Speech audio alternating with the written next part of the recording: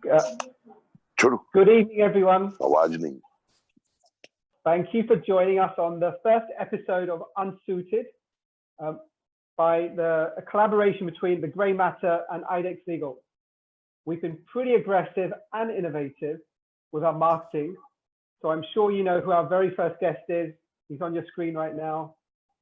We all know the large deals he's done and closed and the clients he's charmed. But let's find out how the sides that we really get to witness. Let's welcome our very first guest, Rajiv Luthra, founding and managing partner, L&L Partners, but not in suits today. Welcome, Rajiv. Welcome, and thank you for being the first guest on UNSUITED by the Grey Matter and IDEX Legal. How are you doing? Good, my friend. Thank you very much. Bakra bana rahe ho, abhi banao. Let's see how it goes. Well, thank you for being part of the first experiment for us. This is really about getting to know lawyers beyond the corporate veil. So really about, we all know about the work you've done, the career you've had, but we really want to get the community to know other sides of you that they may not know.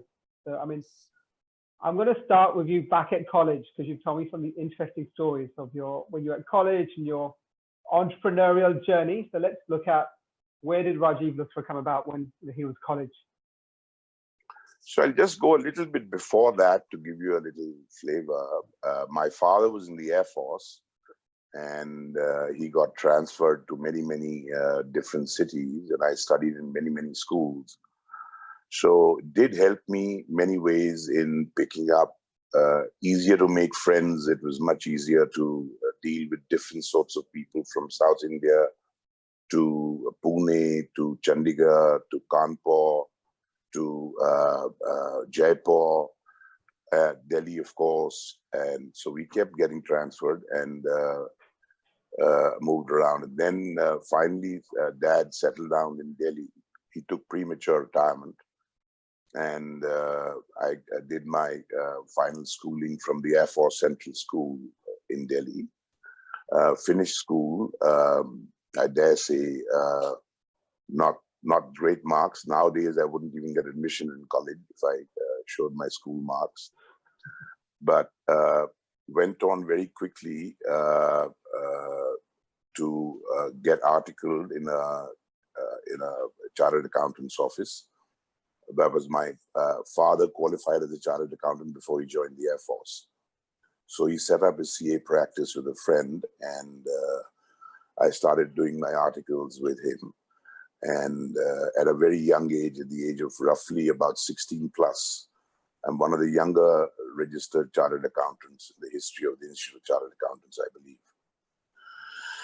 And found the whole process of chartered accountancy, especially audit, and my apologies to all the chartered accountants, complete brain dead activity.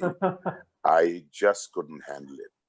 But I did it for about 7-8 years because my father's partnership broke in the middle and I was the eldest son. Though Dad was a lovely human being and he said, son, you do what you want to do.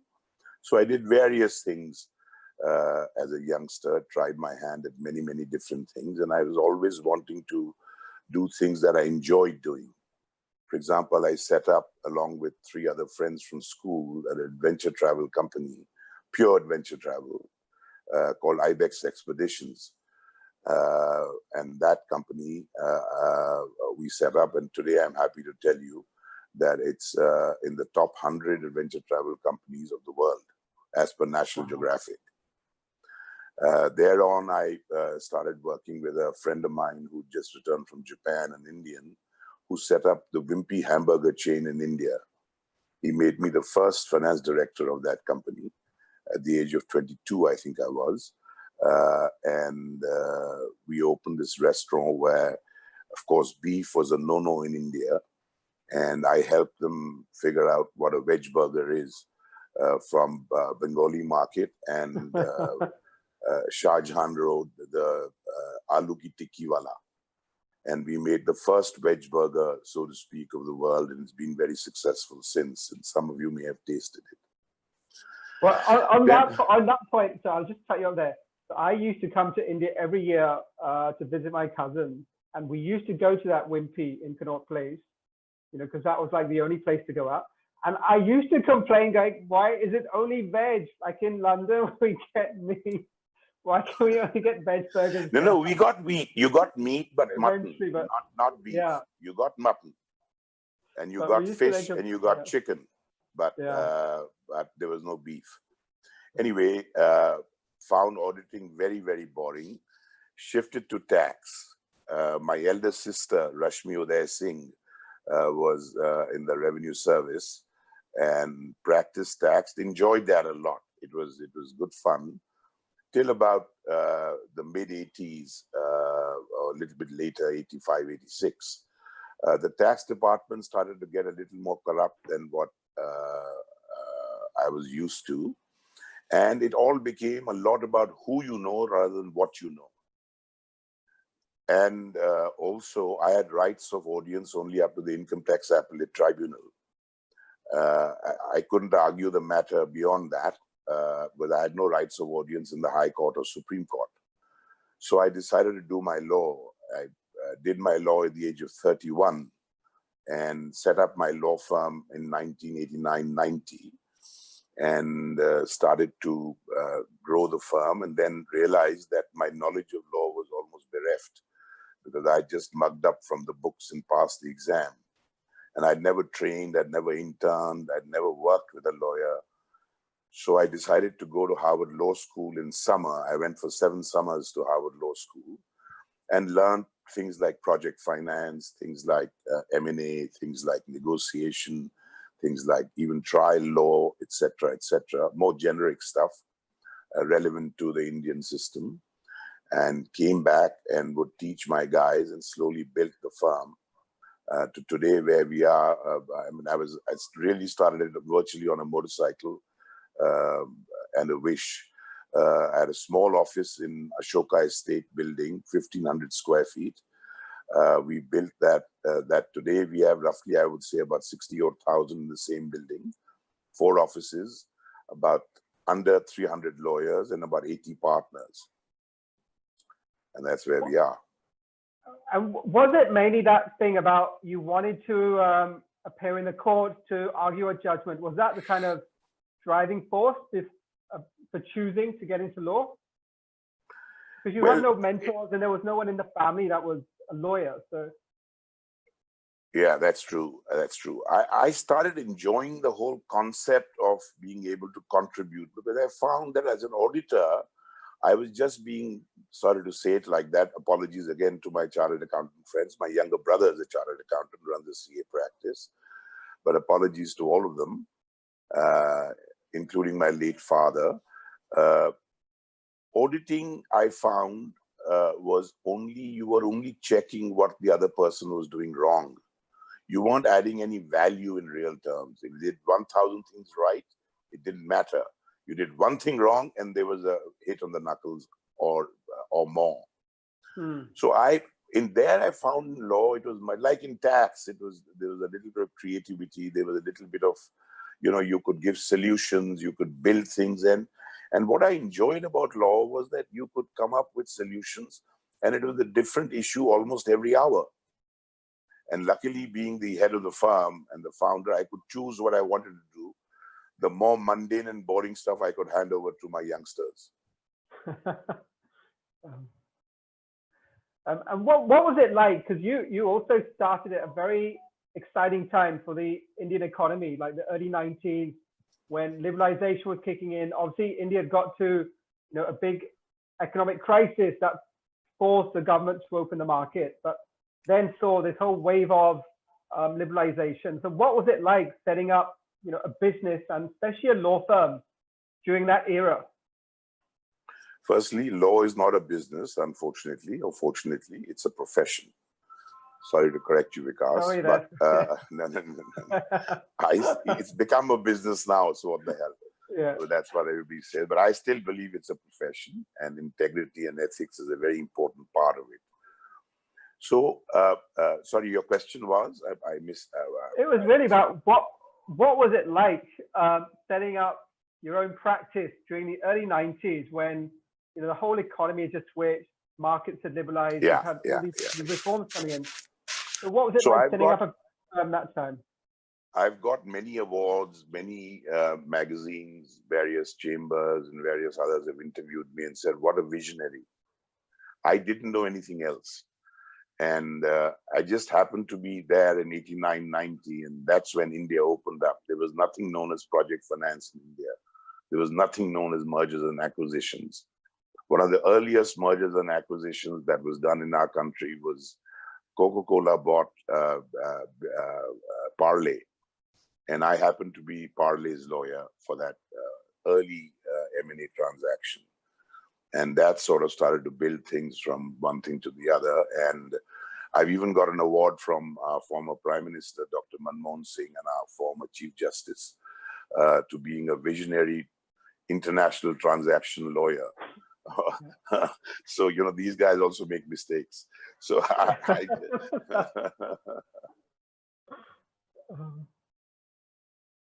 And then one of the other things I wanted to move on to, because you, as well as being a lawyer, and in that time developing your business from, as you said, being a lawyer on a motorbike to what is today a 400 lawyer plus firm, 80 partners, you're also still involved and interested in many other business pursuits.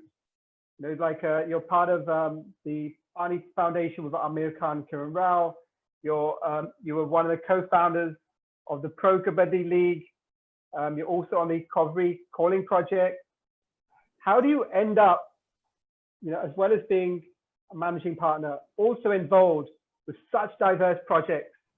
And how do you get the time to manage all that? Well, I'll tell you, I'm not, as far as, let's go one by one. As far as I'm concerned, law is my first priority. My firm is my first priority by all counts. But since, I'm one of those few seniors, there may be many more, I don't know many, that the senior, especially in the practice of law, has a tendency not to teach his or her juniors everything, because then they become redundant. My logic is totally different. If I teach everything I know, then I can play golf and they can work. So unfortunately, it doesn't happen as much as it should, because I keep on building newer areas of practice. And since I didn't have the pedigree or the credibility, I had to keep on, I had to strive very hard, but I enjoyed every second of it. I don't think, if you were to ask me on a serious note, I don't think I worked for a day, because it was pure enjoyment. I enjoyed every second of it, setting up things, building them. We saw, where we started project finance in '92. India did not know the spelling of project finance at that time. We started doing M&A in '92, '93. Very few law firms had even looked at those areas. So we were quite lucky. We started insurance. We started competition, the antitrust stuff, 4 or 5 years before it became, the law even got its teeth. But that's how I built the firm. And of course, me is just one guy. It's really the real wo karwa banta gaya, log aate gaye, and good quality people. I've been blessed, very, very good quality, very hardworking people. So one day I will play golf. Good. And then talking about working hard, what's your kind of philosophy, viewpoints on, given you manage a lot as well, work-life balance? So we, especially with today's generation, we hear a lot of conversation about, we need to get the work-life balance right. But what's your viewpoint on that? Especially as it seems you work a lot. So is it a myth or is it reality? I'll tell you, well, again, when you say work-life balance, I hear it all the time. In fact, it's coming out of my ears, especially the millennials. I don't blame them. It's there's nothing wrong with them.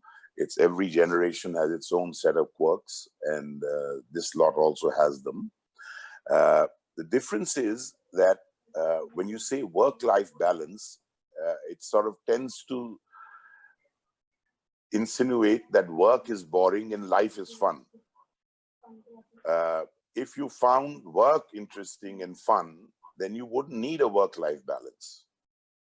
Having said that, to widen your horizons, because lawyers tend to get very myopic very quickly. It's very important to keep different hobbies, different interests, different areas, so you keep widening your horizons all the time. It also helps you professionally. Now, you talked about Pro Kabaddi League, for example.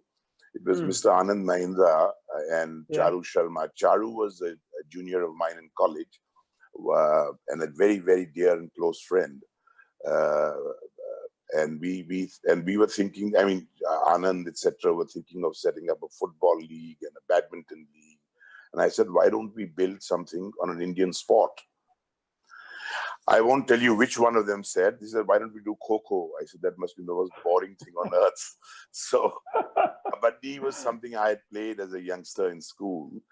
And I thought that would be an interesting thing to do. And then we built this league. We still own a part of it. We've sold a large part of it to the broadcasters, etc., so that they could put in the real money. We put in very little money, but we still own the league even today, a reasonable part of it. I'm not involved in running it at all, never was. I just conceptualized it, put some money, of course, the legal documents and all of that, agreements, blah, blah, blah, and conceptualized the whole thing, and then introduced the various people to buy the teams, etc. So that was my only thing. I've never really been involved in the management of it at all. Similarly, Pani Foundation, Amir Khan is a very dear friend, and so is his wife Kiran. And we were chatting, I'd worked with him a little bit on the Satyamev Jayate program of his, and I thought seeded a few programs, and one of them was, harassment of young kids. And I said, the best way to do this, do a program that what is the right touch? What is the wrong touch? And then things like, more practical things like, what happens when your daughter or son tells you it's the uncle? How does the mother handle that conversation? It's the mama or the chacha. Then how do you handle it? What is the way you... So those kinds of things we were doing. And then I was telling Amir, I said, "Tune bahut kaam kar liya." He's a dear friend for a long, long time. Abhi tum kuch desh ke vaste karo.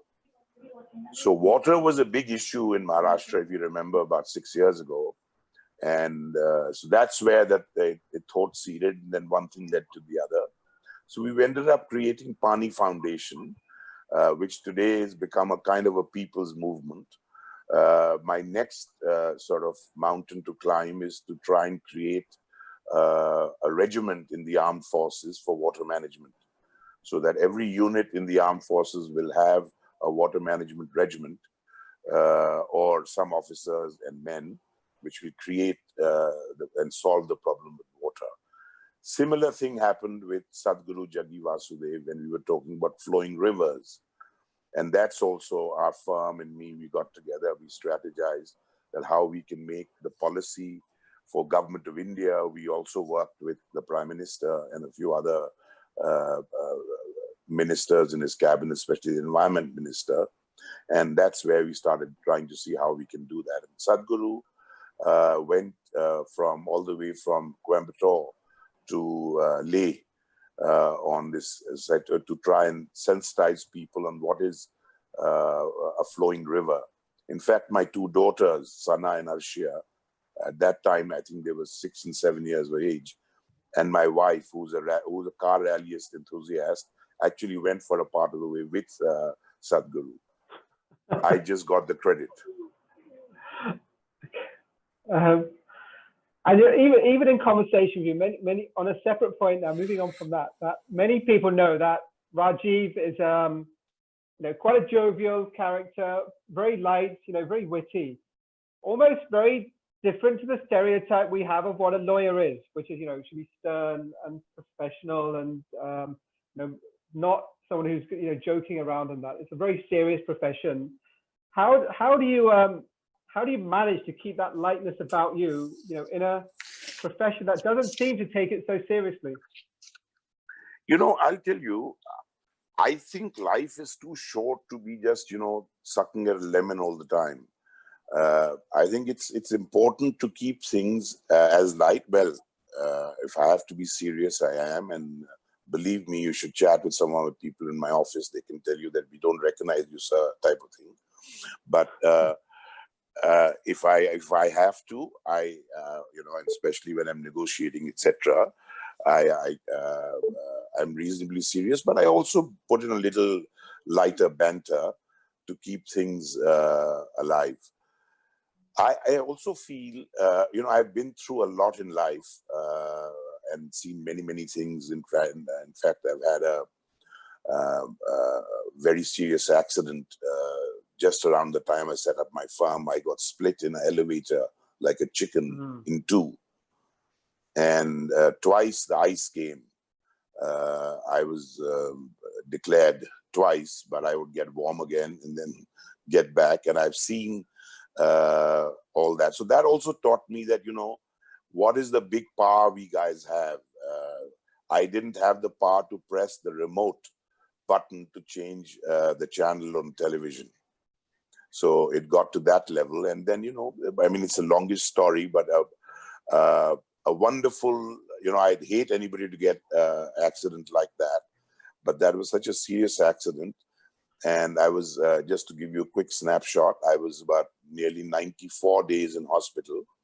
And about 23 of them were daily operations, about minimum 7 hours each. In fact, the wonderful surgeon in Calcutta, Dr. Darius Anklasaria, who saved my life, he gave up all his patients for nearly 2 months. And I was his sole patient. And I'm happy to tell you that this wonderful man and the genes he has created, his daughter right now is in Los Angeles running a COVID hospital there. She's the director of the ICU. She's 7 months pregnant and she's in hospital every day. Wow. That is the man and that is the family. And then I came out of it. Of course, humor kept me going because my mother is, again, most of it comes from her. For example, I was holding my left leg on my shoulder. It was broken in two. And I had 105 temperature. I was lying in bed, could hardly talk, and they had to take out all my blood. I got gas gangrene, which is very few people survive from that.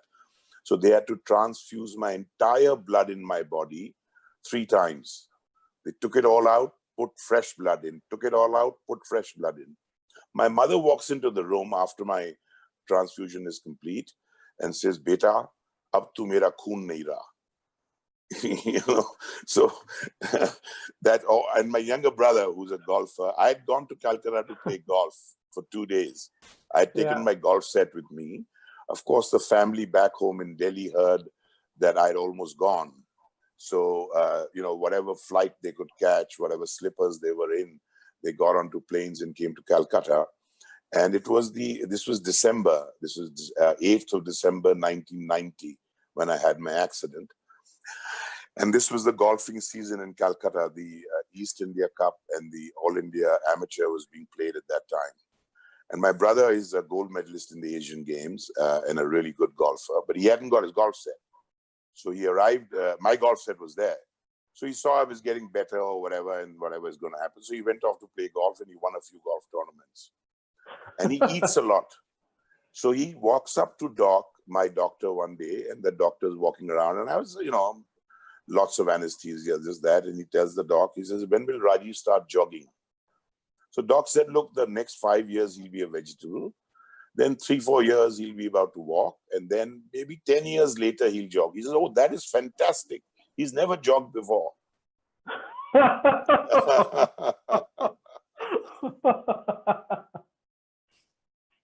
So that keeps your positiveness, humor, you know, it keeps things going. And that was a very, very serious operation. Set of operations, I would say. So is that really part of the, you know, the family environment you're saying? Like it is quite a you know, serious, but you know, you also got to keep lighthearted and look at the positives as well throughout life. Yeah, I'll tell you, you can imagine what my family was going through while there were doctors were saying 1 hour at a time. And my wife, young wife, mother, father, brother, I think he was married then. I don't think he was married. He was married. He was married. His wife, who actually my wife's real sister, younger sister. And what they were going through standing around outside, and the family and the relatives. A lot of my friends came from overseas because they all thought it's now bye-bye time.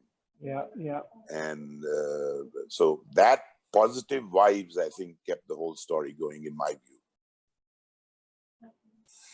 And have you managed to jog after that? You know, I have a very simple philosophy in life that exercise killed no one, but why take a chance? All right, so I'll take that as a no, risk adverse. No, it's not a no.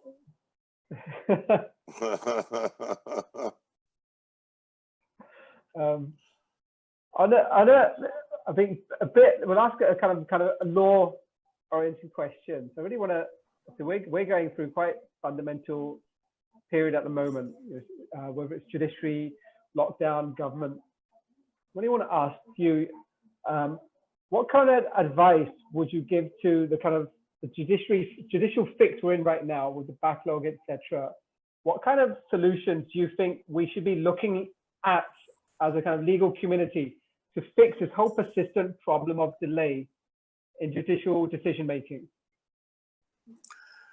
You know, that's an excellent question. If you, I mean, the obvious ones is make more courts, have more judges, all of that, but you know, that's going to take lots of time. So let me think and give you 2 or 3 thoughts that can start fixing the story tomorrow morning. 1, why do we have so much of pendency? Let's go to the first principles. We have so much of pendency because roughly 67 or 68% of all pending matters in all the courts in India, government is on one side or the other, government or their instrumentalities. Now, why are they there? They are there because of the 3 C's, the CBI, the CVC, and the CAG. Which officer, which bureaucrat will say, don't appeal and sign off on it, because 6 years later or 10 years later, and we've seen that happen to the telecom secretary and the coal secretary, etc. recently, the CAG will say you lost so much of money. So one is, why can't government of India, anyway they lose most of the cases in the end, why can't they make a simple rule that, for example, which by the way, the tax department has started doing now, that if there's a matter is worth, say, 20 lakhs, and we lose it in the first level, no more appeal. So the officer doesn't have to fall back on anything, and it's not appealed, and the matter is over. If it's over 2 crores in the High Court, no more appeal. Then one more important aspect is these should not become precedents. They shouldn't become matters of law. The government should just scour the courts, look at those parameters, let there be a simple executive instruction, and they withdraw those cases. You will see a very large percentage of the court backlog going away. That's one. Second, we are stuck with a big problem of adjournments. We have adjournments all the time. Why can't everything is today, you know, you're bored. I mean, sorry, there'll be a few non-lawyers hearing this. Judges, when they set up their case roster for the day, it's all digital. All they have to do is add one more thing, that I had 50 cases today. I heard 40 of them, and they're part heard or whatever. 10 were adjourned. One more. Why? Why were they adjourned? And that copy should go to that court's chief and to the Chief Justice of India. So you know the efficiency of the judge and where the whole story is happening. Third, today, if some of you may have been to a court, you'll see one digital clock outside every courthouse, which says the case the number of the case that is being heard. We should have two more. One which says how many cases pending in this court and how many were disposed of yesterday. All of that you make a cumulative on top of the court. For example, if it's Delhi High Court, all the courts in Delhi High Court will then total it up, and on top of Delhi High Court's citadel, you'll have total cases pending in Delhi High Court and total disposed of yesterday. Similarly, you do that in all the courts in India. There will be transparency, number one. Two, there'll be competition. And that will start opening things up. Now, these are three very simple things. I can tell you, if you analyze it, there are a number of current courts in India. Current courts means the number of cases that have been disposed of, lesser cases were filed in that year. So if your pendency goes away, we'll get justice quicker than the wonderful Trump land. Mm. And those are the, I can think of many more, but I think if you did these three, and that can be done Monday morning. And what's holding us back from kind of implementing some of those solutions? A lot of it has got to do with little knowledge. Two, it's also an old boys network system. You don't, for example, there are courts even today in the Supreme Court where one particular judge is disposing of 70, 80, 100 matters in a month. Brother judge is disposing of 3 matters in a month. But nobody knows this. So if this was brought out in the open and it made public, there's no contempt here, you're not doing anything, you're just telling how many you dispose. Yes, there will be courts will have complicated matters. Yes, there will be courts which will have, where there's lots of witnesses required, etc., etc. So let's leave that aside. Let's go apple for apple. And some of this, of course, artificial intelligence, big data analysis, all of those things can be brought in without legislation. And that can improve the whole system drastically. Okay. Would that lead to any hastier judgment, sir, if we're moving so quickly? And yes, that could be, again, it's a system of points. If they start giving, if you do more than 100 disposals a month, you get a bonus or something, you'll have a problem. Here also, if you want to show off and you dispose of more matters, you might have a bit of an issue, but there can always be a kind of a check and balance to see how things are going with big data analysis, etc. So there could be some system built. I mean, I don't have the exact ABC of it, but it can be built. But it'll be better than what we are doing right now. Okay. And moving on from the judiciary kind of advice you could give right now. Obviously, we've been in lockdown coming up to more than 2 months, and in Maharashtra, it's probably going to get extended, and some other places extended. And we're now moving beyond kind of the COVID issues to more humanitarian economic problems. What kind of advice would you give the government at the moment with regards to easing out of lockdown and dealing with some of the kind of economic crisis we're now moving into? I'd look at this a little more holistically. COVID, we don't know the end of it. COVID, we don't know enough. We're all shooting in the dark. And that I mean the entire world. We are trying our best. We are trying to do what works best, but that's fine. But the biggest fundamental issue, if you look at what COVID has done, and it's a great opportunity for government of India to really now seize the opportunity and fix the problem.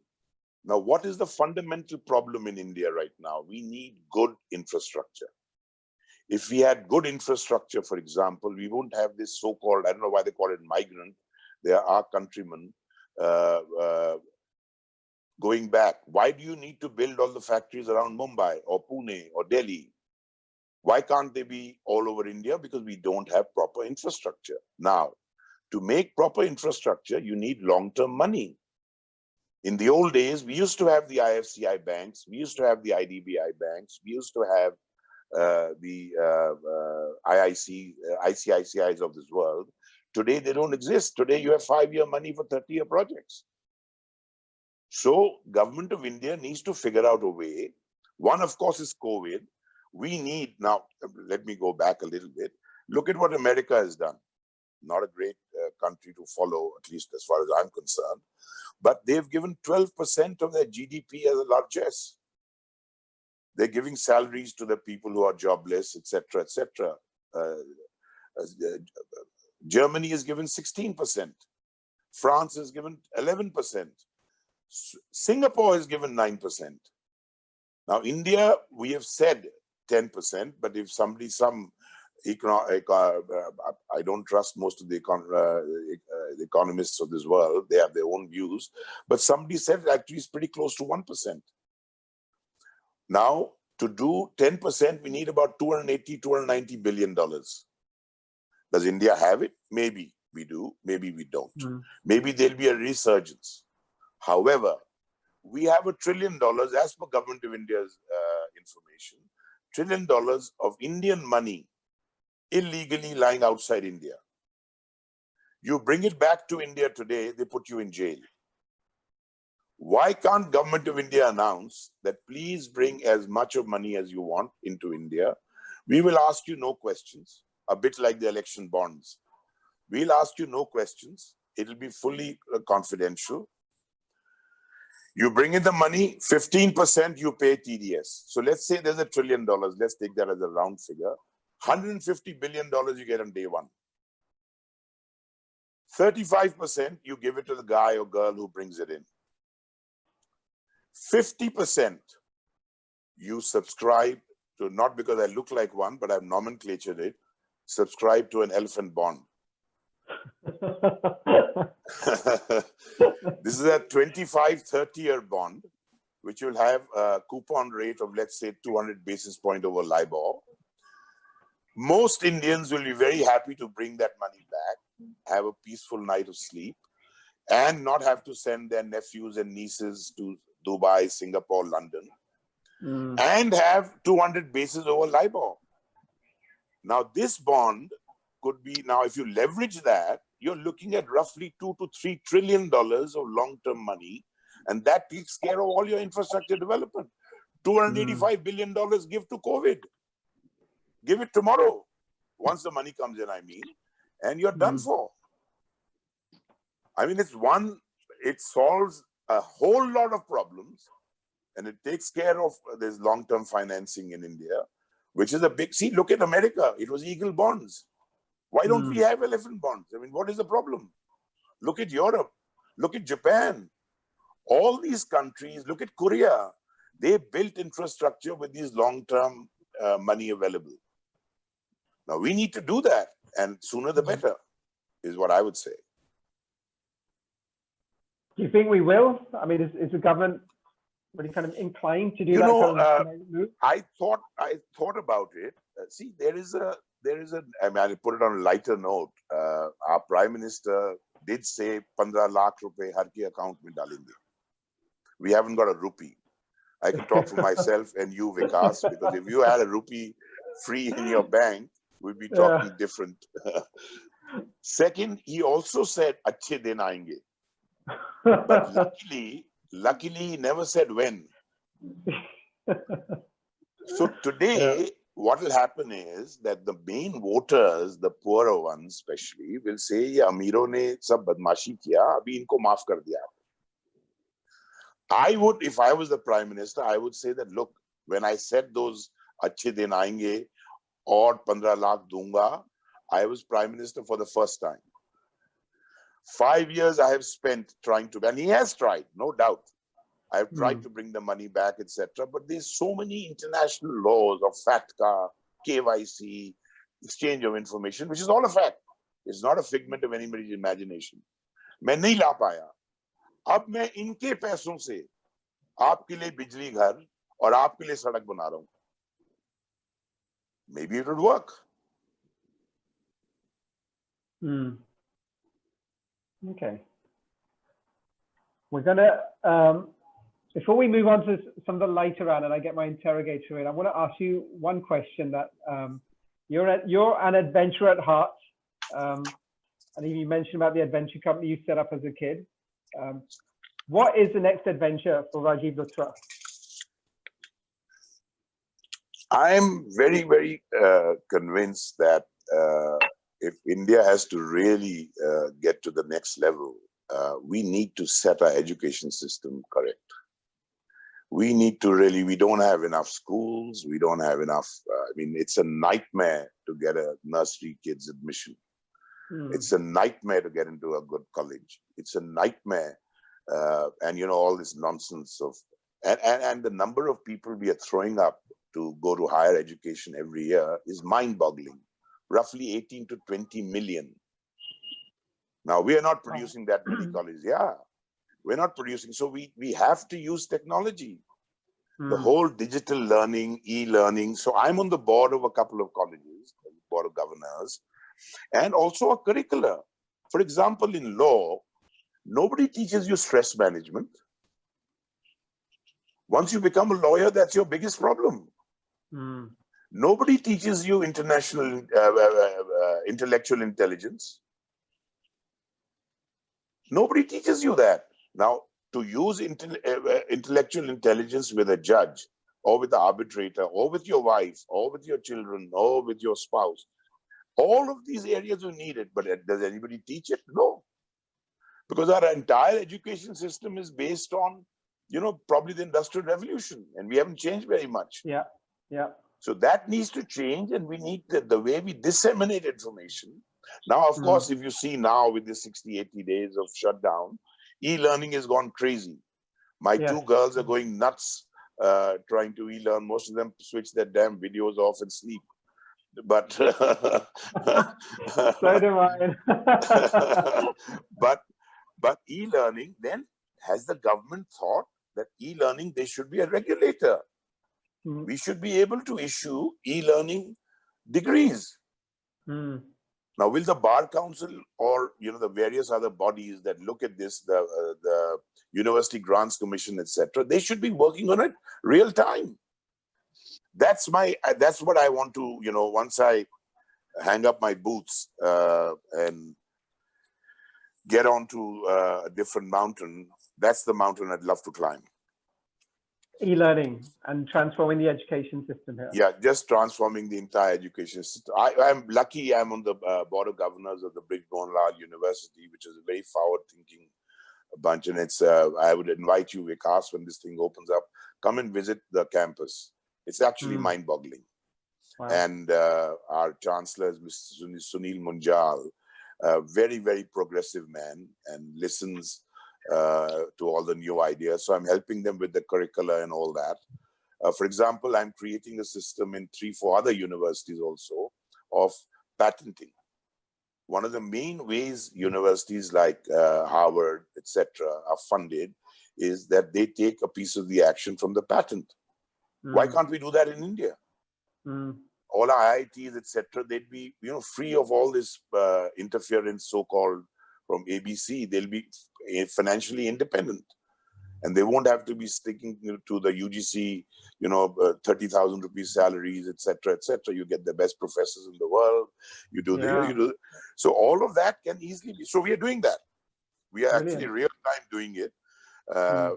We've got a dedicated bunch in our office that regularly goes, looks at all the so-called patents that kids are looking at in these universities, tell them what is patentable and what is not, and then help them actually register the patent, and then make an agreement with the university, and then connect them. I'm also one of the co-founders of the Indian Angel Network, for example.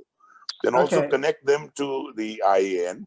They then commercialize it, and the university gets money either through royalty or outright sale. So things like that, that's the new mountain. Brilliant. I'm looking forward to that. I'm going to bring in Tanisha now for the next round, which is the kind of more, the novel bit that we're bringing into Unsuited. Tanisha, you want to take over? Hi there. Hello. Hello. Hi, Good evening, hi. how's it Good going? evening. Good evening, Tanisha. Thank you for sharing as much as you did with Vikas, with a lot of honesty and candidness. We've really enjoyed listening to you. So thank you for that. You'll get my bill. I was hoping you'd send us like a coffee hamper or something as a thank you, you know. That's what I was Excuse hoping. me, I'm an opportunist, so what can I say? madam, I sell time. Billable hours, I'm aware. I've worked at a law firm at some point. Then you'll know, and I know which one. Let's not talk about that. We're going to focus on you today. So No, I don't want to die. moving straight on. Thanks, Vikas, for your time. So our next segment is interestingly called the demonstration round. We're going to request you, Mr. Luthra, to in this round either demonstrate a skill or, we understand that lawyers come with limited skill outside of lawyering. So Really. so if demonstrable skills are a problem, then if there is anything that you'd like to show us, maybe, your favorite painting. So first, let me show you a painting. Oh, wow. I don't know if you guys can see it. Yes, we can. Okay, A little now, bit higher, please. Okay. can you see my signature? Yes. And the painting. And this was jointly painted with a gentleman called Paresh Maiti. Oh, wow. So before you guys get impressed, look carefully. So I walked into his studio. I said, Dada, he's a dear friend. I said, Dada, ye kya banaya hai?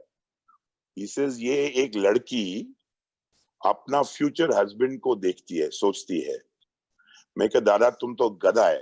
तुमको कोई ये क्या, this is a boring thing, young girl thinking of a future husband. मैं कहा, लाल brush do. So if you look at the bindi carefully, it's very badly made. If you look at the sindoor on top, it's horrible. Those are the two bits I added. And sir, अब ये married woman एक और आदमी के बारे में सोचता है. Trust a lawyer to make things interesting, right? And he said, Dada, आप तो senior है, ये वो करके क्या बड़ा जबरदस्त बना दिया. So I've done two more with him jointly.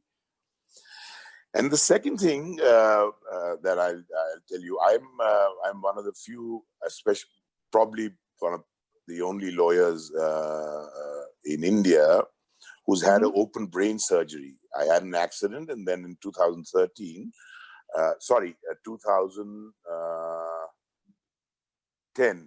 before 2008, 2009, I developed kind of a brain tumor.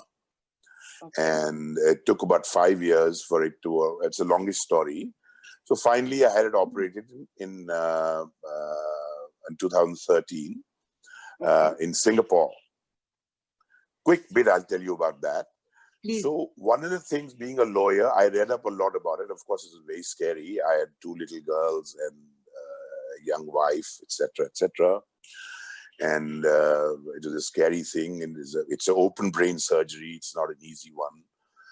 But I read up all about it, and it told me 2 things. One is connect with your surgeon and connect with your anesthetic. So my surgeon was Dr. Ho Ki Hang in Singapore, Parkway Hospital, Mount Elizabeth, actually. And he was a painter himself. So we connected like house on fire. So, I showed him some of my sketches, and he showed me some of his, and blah, blah, blah.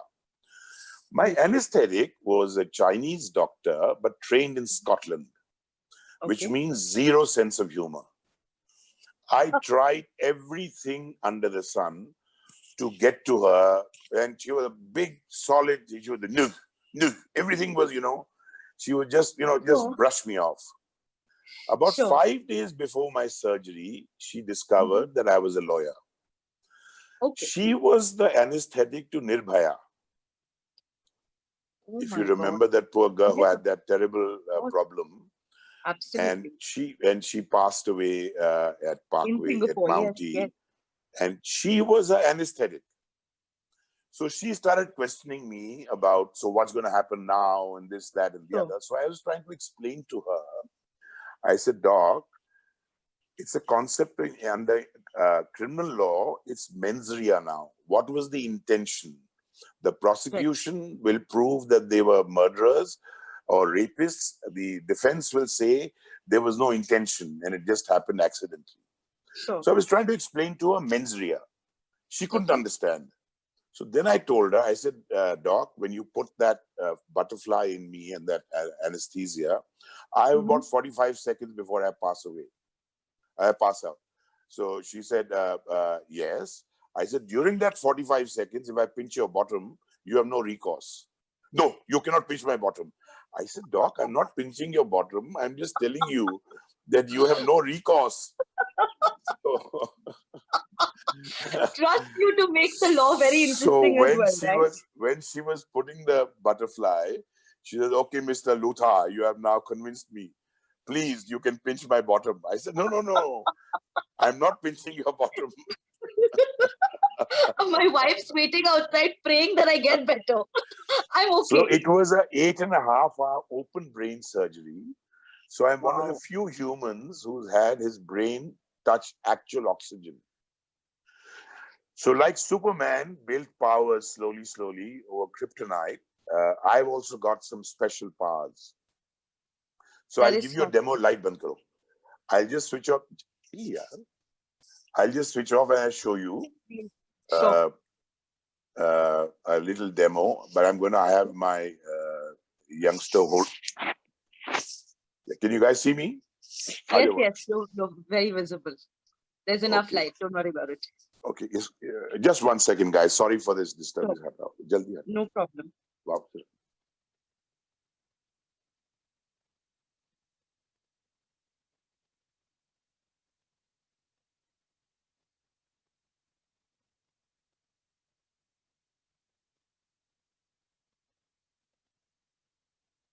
Yes, can see a part of your table now. That's visible. Now you can see my table? Yes. Okay, you can see my hands? Yes. I've only got my mother's blessings here and my sister's Rakhi. Okay. So I'll take off my watch. All right.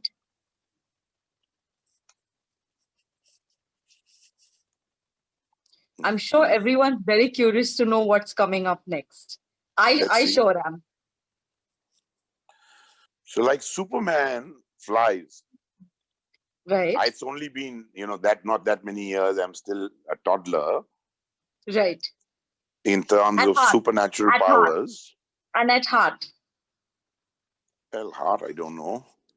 So that's my watch is off. Sure. So there's no hanky-panky. The watch is there. My hands are all clean. Can you see anything in my hands? Yes. No, nothing. Anybody see anything in my hands? No, we trust you. Now I'll take off my specs. These are the normal specs I was wearing. Okay. I'll take them off. I'll put them here, as you can see them. These specs I will now bond with.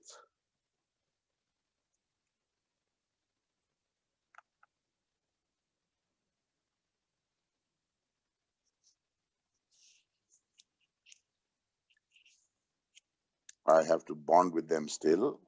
Okay. You might think it's static or some of that shit. But see, there's nothing. See? Oh my God. Whoa. No way. See? There's no thread or anything, right? Like there's no thread. Where is the thread? Where is the thread? Okay. Where's the thread? Wow. Can you suspend them back up in the air, please? So, yeah, you can. It takes a lot of doing. That's why I have to put the lights off. There's a lot of power I have to put. It tires the hell out of me. It's not easy. Wow. But I'll try one more time. One more time of power. Takes the juice out of you. See, there's nothing. Yeah, clearly. Yeah. Whoa. Wow. We've always known of lawyers to be magicians. This is This is very literal. This is not magic, madam. It's science. Are you going to say it's science now? It's not science, it's pure power. And you, madam, I would recommend, if your next few questions are painful, I would recommend keep me on your dial 1. Okay. Because I can drop your neck anytime I want. I'll keep my doctor on speed dial in that case. Doctor कुछ नहीं कर सकता इसमें. Superman से doctor बचाएगा तेरे को. अच्छा. I'm still believing in science a little more at this point than I am in superpowers. This is science. This is power. This is superpower. I've shown it to you in front of you. There's nothing in my hands even now. This was indeed very fascinating. And these are my normal specs. These are not, some drama wala things. And if it's static, you couldn't fly in the air. But later offline, you must tell me what you did, okay? You don't need to reveal it to everybody. I've told you all. And I've shown it to you. Are you a lawyer as well? I have trust issues. What can I say? Yeah, you're a skeptic. It's part of my qualification. I'm sorry. And that's a manufacturing defect. That's a manufacturing defect. That's a manufacturing defect, and your warranty period is over. Absolutely. So thank you for showing us the painting. Thank you for showing us your superpower. This was very, very fascinating. We're now going to move on to the next segment, which is going to be painful for you because inherently as a lawyer, you're not very used to being impulsive. I know that lawyers love deliberating, and I'm not going to give you any time to deliberate. So are you ready? Luthra, yes. Can you explain that joke, please? I'm not from Andhra Pradesh. From Andhra Pradesh. I'm not a Reddy, I'm a Luthra. Okay. So are you ready, Mr. Luthra? I'm ready. That is good to know. So now you are from Andhra Pradesh. Moving right on to the most interesting segment, we believe, called the interrogation. Okay, this is a time cap, so you can't take very long. You have to say the first thing that comes to your mind. And we need you to be fast-paced and impulsive. Is that okay? Okay. Super. Let's start. Who is Rajiv Luthra in just 3 words? Committed, humble, witty. Well done. Next question. Or, wait. I want one more. Father, brother, and son. Oh, that is lovely. Okay, thank you. Moving on, you're going to be marooned on an island with 3 people and 3 things. Who are the 3 people you're going to take and what are the 3 things you're going to take? Please tell us. I would take my 2 daughters, Sana and Arshia, and my wife. Okay. And I need a 4th, instead of the 3 things, I'd want a 4th person, a masseuse. Fair, given. And that's on a straightforward thing. But ideally, now that I'm thinking, I'd like to have Donald Trump, Putin, and Houdini. Houdini with 1 set of powers extra, which is a 3-star Michelin chef. And a masseuse, because Houdini would get rid of Trump and Putin, make the world a better place, cook for me, and the masseuse would be there and I'd be fine. Wow, you've really got this figured out. Well done. Moving on to the next question. On the personal front, what is your argument style? Are you assertive, aggressive, or passive? Where, in court or at home? At home, I'm totally passive. On the personal front, you're passive. Personal front, totally passive. Gayatri Mantra. Because your wife's name is Gayatri. We get the pun there. Well done. Right. Okay. And who wins those arguments? She.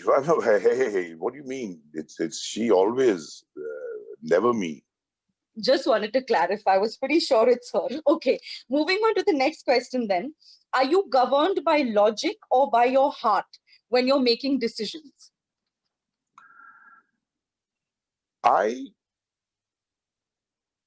On a normal management, etc. basis, I'm governed by my heart, my family, all that. But at work, Logic is a very crucial part of my system and my being. Sure. In fact, Delhi University, we used to have a sub in logic. I topped it. Okay. At that, it's deductive and inductive logic. Both are one of my favorite subjects. Okay. So on the work front, it's logic. On the personal front, it's your heart that's sort of taking the call. On the management side of the work front, also it's heart. It's your heart. Okay. Okay. Yes. Okay. Thank you. Moving on to the next question very quickly. If not a lawyer, you would be a dash. Neil Diamond. Okay, then. Moving on. If you could be anyone in the world for one whole day, who would you be and why? One person, one whole day. Mm-hmm. I'd be J.R.D. Tata. Okay, that's lovely. To make and LNL and make LNL into a Tata enterprise. That is a beautiful thought. And take all his wealth and transfer it to my personal account the same day. That is an even more beautiful thought. Okay, I was hoping you were going to bring in the entire CSR angle, but you know, we've moved far away from that. So moving on to the next question. How much did you receive as your first paycheck? As an article clerk, it was 120 rupees. 120 rupees. And what did you do with that money? Went with a lady, a girl from Miranda House for a movie to Archana Cinema, and then went and had some Chinese at the Taipan restaurant in the Oberoi. Oh, lovely. And got pretty much rid of my 120 rupees because my motorcycle fuel was also counted for. So you blew that up very quickly then. Yes. Okay, well done. The next question then. What has been your proudest moment on the personal front, Mr. Luthra? The arrival of my two daughters, Sana and Arshia. We can imagine. Okay. Next one. Show us a funny meme or message that you've received on your phone today. Today? Yes. Oh, well, yesterday is okay too. Like in the last 24 hours, basically.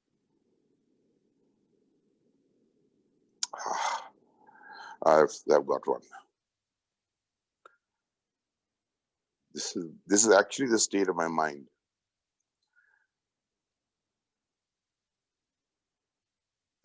Where did it go? And a lot of people on this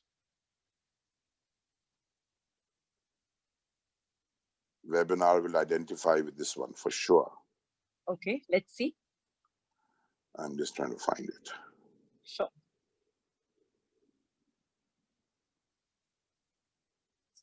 Can you guys see? There's Batman and Robin. Okay. And Robin says, join us for a webinar. And Batman slaps him. Absolutely. Very, very relatable. This is a friend of mine from Singapore who sent it to me. I'm just hoping no one had this reaction when we set up this webinar with you. That's all I'm hoping I for. certainly did. I'm sure you did. Okay, moving on to your next question. What is your weirdest habit, Mr. Luthra?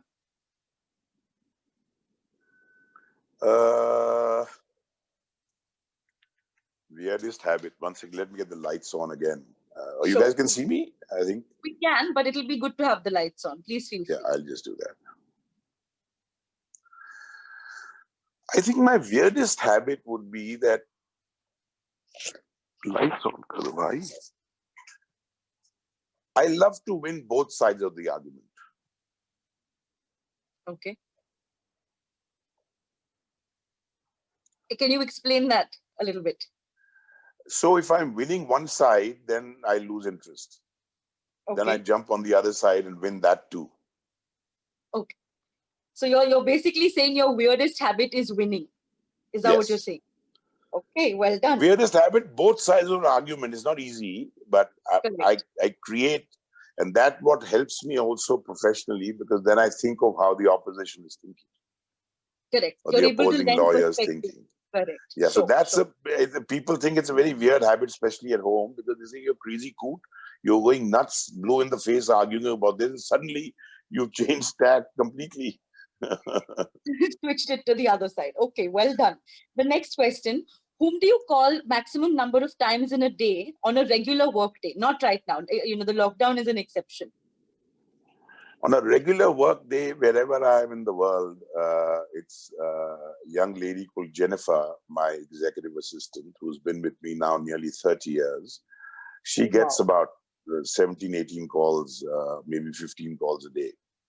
Okay. Because Jennifer, I bark at her and I put the phone down. Then I've forgotten to do the full bark, then I go back again and bark the rest. to bark some more. Okay, fair. Okay, So Jennifer. I told her, one day she got very angry with me and I said, Jennifer, don't worry. I called her Bete and she called me Mr. Luthra. Imagine after 30 years. I said, Bete, don't worry. Next 26th January, keep yourself free. She said, why? I said, because you're going to be given an elephant ride as the bravest person on earth on Republic Day, having suffered me so many years. Fair. Okay. Well done, Jennifer. Shout out to you if you're watching. Moving on to the next question, Mr. Luthra. Can you cook? And if you can, what do you make well? You know, I'm not a detailed, heavy-hitting, pasanda type cooker, but I cook. And my elder daughter will always say, I want to eat what Papa is eating, because she claims she's a 2-star. She also cooks, that she's a 2-star Michelin and I'm a 3-star Michelin chef. Okay. So I like to do very simple things. For example, try this. Okay. Take some sliced tomatoes, all right. Saute them lightly in olive oil. Okay. Put a bit of garlic and ginger on top of it and let the ginger and garlic get a bit brown. Mm-hmm. Just take that and put it on toast. Fantastic. And that's it. Try it. Second, dessert. Very simple. Vanilla, normal vanilla ice cream with bit of Bonvita. With Bonvita? Just try it. It is a 3-star. Both these are 3-star Michelin. Very simple. Okay, there's no big deal on them. We'll definitely try both. Thank you for sharing them. Who thought that a lawyer would be giving us recipes today, right? So thank you. Moving on to your next question. And this is my personal favorite. You're allowed a couple of seconds to think this through. You're stuck in an elevator with 3 other lawyers whose faces you can't see. What do you say to them? How do I know they're lawyers? I'm telling you they're lawyers, Mr. Luthra. Have some faith. I can't see them, so they are all sucking at lemons. Now, what are you going to say to them? I just introduce myself and say, I'm a lawyer, the biggest in India. Oh, wow. Okay, then. Nicely done. Moving on to the next question. One subject in law school that you hated. Hated? Oh, UP land laws. UP land laws. Okay. All right. The next question then. One lawyer you've interacted with where he or she has just blown your mind. So my guru, like I told Vikas, that I never had a senior. I've never worked for any lawyer in my life till now. But I had to follow somebody. I had to follow some example. Right. So I discovered a gentleman called Fali Nariman. Okay. And I would go, when I was free, I'd go and just sit in court and hear him argue. You know, those days there was no Google, there was hardly any television. I'd go, if there was a seminar, I would hear that he's speaking, I'd go. And I just followed him, you know, like a puppy. And after nearly 4 years, I'd never met him. After nearly 4 years, I had chanced meeting on a Singapore Airlines flight. He was coming from Australia. I was flying from Singapore to Delhi. Okay. And he happened to be sitting across the aisle to me. But I was so tired that when I got into the plane, I didn't notice him. He and his wife, Babsy, I went to sleep.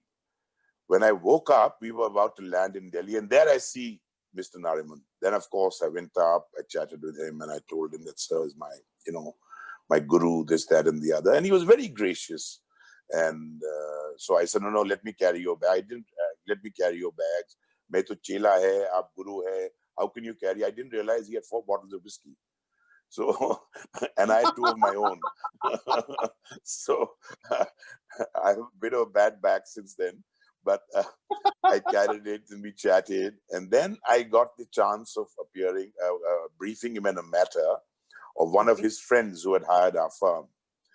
And I promise you, I'd heard he threw files and he got angry and, he did all those kinds of things. And I had one of the 2 youngsters with me. I had a Maruti 800 those days. Okay. And I put those 2 youngsters in the car and went to Fali's house. And the client arrived directly. Sorry, just to back up a little bit. So I was told to go to Fali's to brief him the day before. And I wanted to find some reason not to go. I said, no, uncle, I'm very busy. I can't go, this, that, and the other. Can we do this another time? Hoping that Fali will not give us time. He gave us a time the next day. I promise you, Tanisha, when I was driving, I was hoping my car would hit a tree or a bus would run over us. All those kind of things came to our mind. Why though?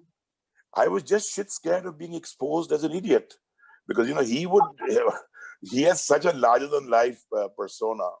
Correct. So when I went and sat with him, so there was about 700 pages. All night I had studied each point, marked everything, every possible question he could ask me, I was ready.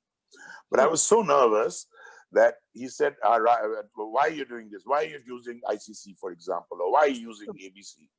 So I would try to open that page. It would take some bite. Hurry up, huh? Why are you not opening the page? What are you going to keep it secret from me?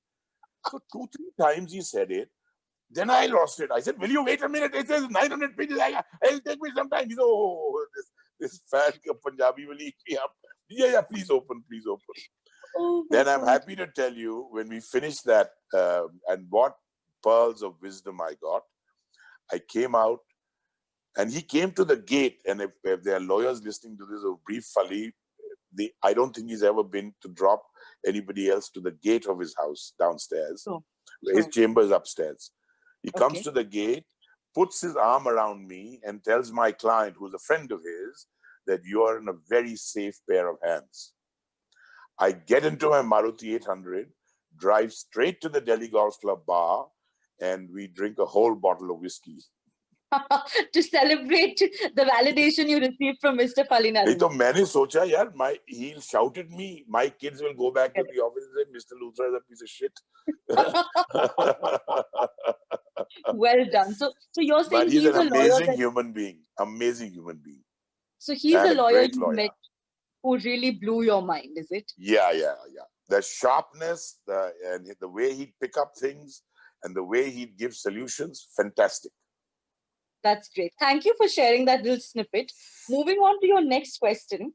What is the one thing that you're really bad at doing? There has to be something that you're really not very great at doing. What is that? I'm terrible at seriously listening to somebody who keeps repeating themselves. I just can't handle it. I'm very impatient and I can't suffer fools easily. And it shows on my face. Okay, nice. Thank you. The next question then. Can you name 3 books that you really recommend for law students to read? I'm sure we have a lot of students logging in today. Something for them to take away, please. Oh, they must read this book, Why Zebra Does Not Get Ulcers. Okay. It's by Robert Sapolsky. Okay. Why Zebras Don't Get Ulcers. Because, we take our life so seriously. See, a zebra, when a zebra normally ghas khata hai and it hangs around girlfriends, boyfriends, whatever way he swings or she swings, ghumta rehta hai. The only stress time comes when there is a tiger or a lion chasing them. Correct. So his only one thing to do is to run faster. Correct. So he gets no ulcers. In our life, we have 50,000 ways to go. We stress ourselves. We psych ourselves. You must read this book. Okay. That's one. The second book, all of you, I think not only lawyers, but everybody should read is Getting to Yes. This was my first professor at Harvard Law School, Roger Fisher. It's an amazing book. Simple, Getting to Yes. When And you what is this one negotiate, about? it's negotiation. How do you Negotiation. negotiate and get the whole story to yes? Got it. And of course, the third one, sorry? Will it also help our non-lawyer friends, say in their personal space, or, Everybody. with business and such? Everybody. Okay. Everybody. So it will help me negotiate with my lawyer husband as well, I'm hoping. Oh, poor chap. Don't tell him about the book. He'll lose. Okay. Well, on second thoughts, he'll lose anyway. How I wish you were right. The third book I would suggest would be Argumentative Indian by Amartya Sen. Sure. It tells you about public discourses, about the history of India. It really opens up a whole lot of avenues in your mind, widens your horizon deeply. Okay. And, from all this, this media and all the stuff that we are bombarded by. It's really a great book again. That should be read. I think those three I would recommend strongly. Thank you. Thank you for recommending those. The next question, one deal that you've worked on, the thought of which gives you an adrenaline rush even today. So this is, I think, 99 or 98, or maybe a little bit later, later, 2005, 2006. Okay. There's a company called eBay. Right. Their managing director in India was arrested. All right.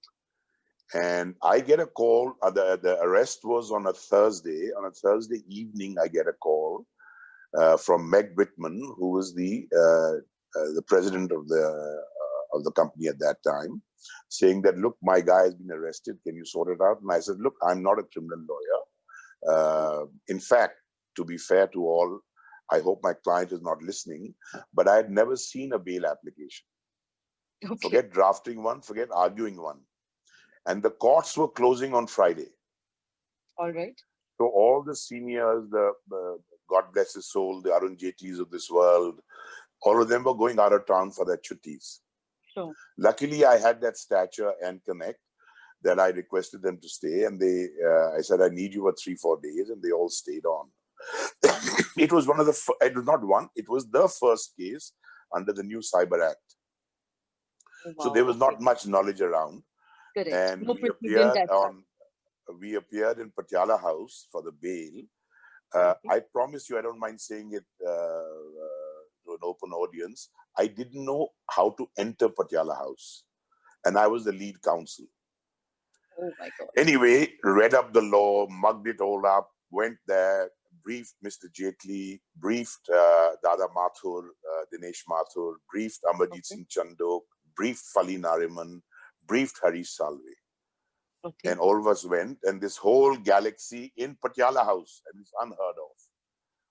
There was a lady judge who heard us, and I won't give you the details of the case too much, but I'll tell you bits and pieces. The case was really that there was a DVD, pornographic DVD, that was sold on eBay with the title DPS Girls Having Fun. Okay. It was an MMS which somebody had created into a DVD and sold it on eBay. Okay. The girl happened to be a general's daughter, and the boy happened to be a police commissioner's son, both minors. So there was a lot of pressure that kuch to attack karna hai, kisi ko to pakadna hai. So they arrested the eBay head. Sure. So by then I had read up properly, and I had understood that bail is a right, and bail can only be denied, and if you're going to tamper with justice or run away, etc. Sure. So we go and appear, we explain to the judge, and judge said, come after lunch. Now, can you imagine this galaxy? I'm holding them for lunch. So that's where your outside the box thinking comes in. I know all of them love chaat. So one of my youngsters, I told him, bhag ke jao Shahjahan Road, chaat leke aao, aloo ki tikki aur ye sab leke aao. Okay. So we sat in the foyer of Patiala House and had chaat, waited for the recess and came back, and bail denied. Uh-oh. Now we had a chance where I was told by our seniors that you have to now go to the Metropolitan Magistrates Court, where 30,000, you'll get at least one more chance. Okay. I said, there's no point, because the Metropolitan Magistrate does not understand internet. Of course, the judgment said the documents they've submitted are unsigned and not even confirmed by internet. There's a judgment. Oh, okay. So I said, he won't understand or she won't understand. There's no point. Let's go to High Court. High Court was on vacation. Justice Vikramjit Sen was the judge, vacation judge. Okay. The courtroom was full, packed. It was a huge, the press was all over the place and everybody was there. So Dada Mathur stands up. Nariman Saab was a bit late, so Dada started. And he started getting very technical. So I pulled his gown and I said, Lordship, I'd like to address the court. So Justice Vikramjit Sen, who knew me a little bit, said, oh, very good. I'll give you leave. Please go ahead. I just thought you'd come here to scare me. I said, no, sir, I've not come here to scare you. I said, sir, you have a notice board outside your courtroom. That notice board is owned by the Delhi High Court Bar Association. And the president of the Delhi High Court Bar Association is Amberjeet Singh Chandok, who was on my extreme left. Sure. Because he was the junior most out of the rest, and I was the junior most. So he was on my left. I said, your wife comes to have lunch with you regularly, and she passes the notice board. She's a car for sale. Plucks the notice, has lunch with you, and buys the car. The car is stolen. Who will you arrest? The guy who sold the car, your wife, or the guy who owns the notice board? Of course, Amarjeet looks up at me and says, oh, mere piche kyun pe hai? Mega sir, who will you arrest? You have arrested the guy who owns the notice board. He doesn't know DPS girls having fun is playing Holi. Correct.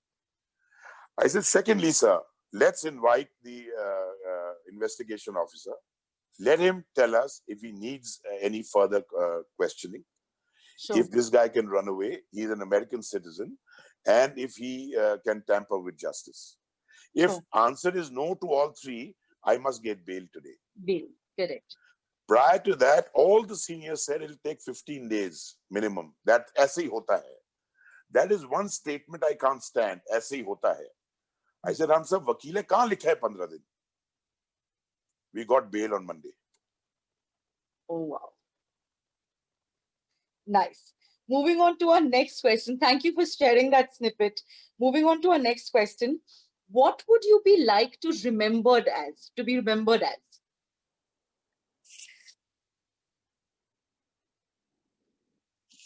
One who was fair, who was just and enjoyable. Okay. Nice. Fair, just and enjoyable, right? Yes. Okay, lovely. And now the last question. Having been our debut guest today on Unsuited, and thank you very, very much for taking up the invitation. Who would you recommend as our next guest and why? Next guest,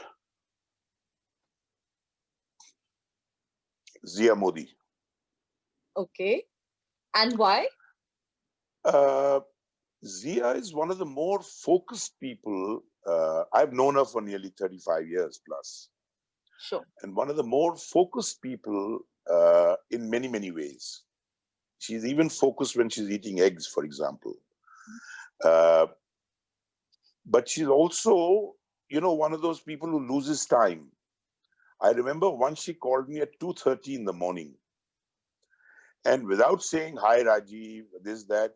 Rajiv, tell me, is SIAC rules or is ICC rules? I said, Zia, it's 2:30 in the morning. You were sleeping. I go, what do you think I was doing? Taking my pet bug for a walk at 2:30 in the morning? She says, oh, now you're awake. Now tell me. That is Zia. Yes, once and she is away, true. Yeah, she's an amazing lawyer, amazingly focused, and she'd be an interesting one too. And I would like to come and do this last part with her. Done. We'll take you up on the offer. And you're right, she is very charming. And we truly hope that after this webinar, you send her a message and say, get unsuited. I will tell her right now. Lovely. Thank you. But jokes aside, thank you very much for your time, Mr. Luthra, for your candidness, for your honesty, for all the regale and laughter that you've thrown our way in the last hour or so. We truly, truly appreciate you making the time. And yes, we hope to, engage with you in a different way, perhaps on another episode of Unsuited. Oh, God. Okay. Thank you. I also enjoyed it. It was fun. I'm glad. Thank you. Have a lovely evening, everyone. Have a lovely evening, Mr. Luthra. Bye. See you. Thank you. You too, all of you, please. Thank you. Are there any questions or anything? Or should we just sign off now? Are there any questions that we want to take? Varkha, Neha, Shreya? Yes, So we let's do just, have a few questions here. It's already 6:30, and I think we'll end up going longer and longer. They were more kind of technical law questions. Okay, so we'll avoid the technicalities. We'll just stick to the more fun aspect. Yeah. You can ask one generic question. Happy to answer that, and let's close. We have 4 minutes to go. Can we take a generic question, please? What is the future of third-party funding in arbitration in India? Third-party funding is a definite reality. A lot of our rules are very archaic. For example, soliciting, for example, advertising. Same thing with third-party funding. I am very strong proponent of third-party funding because I believe it helps with access to justice. So if you look at the logic of it, it makes all the sense in the world.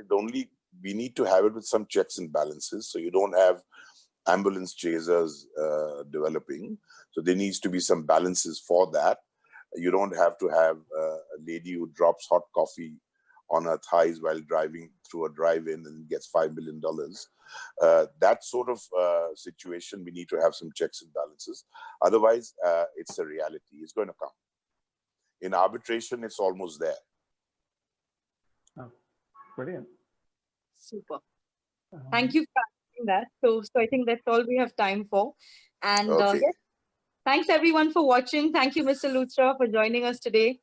Enjoy your Sunday evening. Bye, everybody. All of you have a good time. Bye-bye. Thank you. And we will get you to get Zia on board for us, because I think an interrogation between you and Zia would be phenomenal. She will never agree. Tell her I said that. Tell her I said that, then she'll come on board. You're basically going for an open challenge, aren't you? You know exactly how this is going to work. Yes. Thank you. Thank you. Take care. Thanks, Bye. Rajiv. Cheers. Thanks, Bye-bye Vikas. all. Bye. Cheers. God bless.